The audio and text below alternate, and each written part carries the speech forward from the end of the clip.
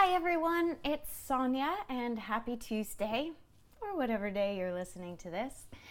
So a couple of weeks ago I was at an event where somebody said that they didn't believe in happiness. They just thought it was a fleeting thing and that they thought it was more productive to strive for balance. And every hair on my body just stood up. I was like, no. I'm all for finding some form of balance, or I like to look at it more as life fulfillment. But I really and truly believe that you can have happiness for more than just fleeting moments, and that to strive for it or to go about it in a more intentional manner does make a difference.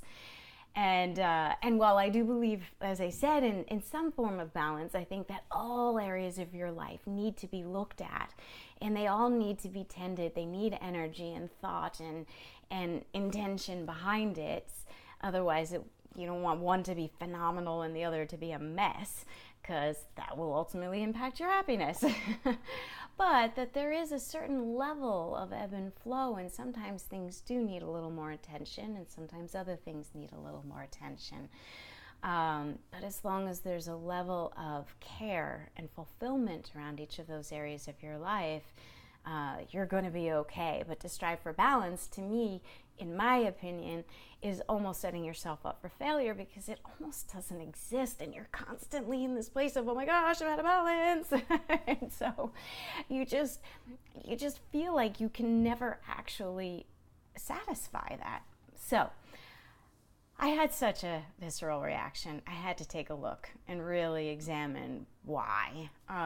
So I looked at a few studies that they had on happiness, and one of the more famous ones is by Sonia Lyubomirsky. I was going to badger that name. And it's a study of twins, and what they concluded by the end of this study was that 50% of your happiness is genetic. That's pretty high. 10% is your circumstances. That seemed really low. But 40% is your intentional activities, what you do, what you think, how you manage your thoughts in your life. And while there have been some critiques around this study, it still somewhat stands. And there have also been a number of studies recently on monks that show that they are off the charts happy. So they were taking a look at what did they do that created such high happiness levels. And there was definitely a correlation. And so they determined about 6 factors that had to do with happiness levels. And that 40% bucket, if you will, give or take some percentage points.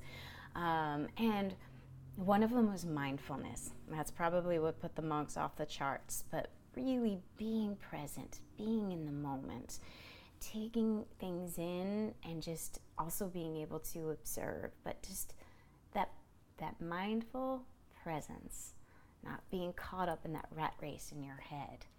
The other is gratitude. And we know that gratitude has such an impact, both physically and mentally, but it has a huge impact on your happiness level. So really taking some moments daily to just take a look at, what are you thankful for? Who are the people? What are the experiences? What are the small things? Maybe it's a smile from a stranger, or a happy dog coming up for a pet. Whatever it is, just take it in and be truly present and grateful for it. Another is social giving.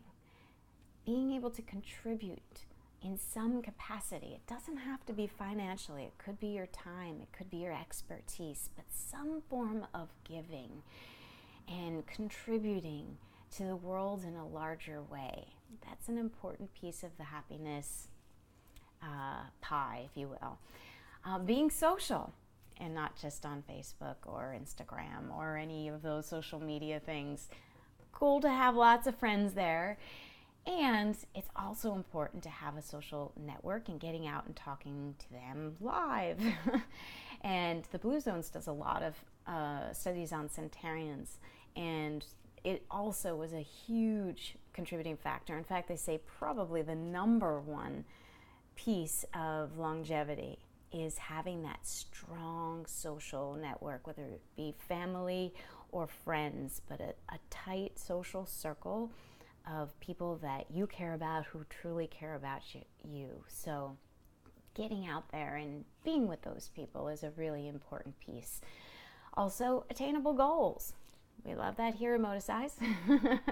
We love goals, but really going for things that you care about, that you're excited about, that you have some passion about, because just the process of going for them will make you feel great and feel fulfilled and more alive. And of course, when you achieve them, that's icing on the cake. But it's also that going for it that can contribute to your happiness and fulfillment level. And then putting things in perspective, realizing that as much as it might feel that way in the moment, things generally aren't life or death. And so how can you step out of your current perspective and see things from a different way? What's good in the situation? What can you learn in the situation? How can you move forward differently? And what can you take from that? Or how can you just view it differently?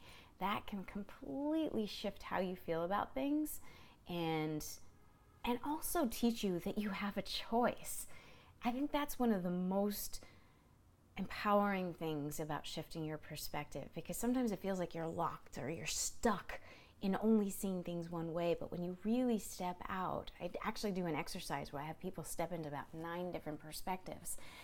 And it's amazing when you step into those different perspectives and then go back and choose which one you want to stand in. You realize how you can embody something completely different and how you have that power of choice. So, you want to be happier?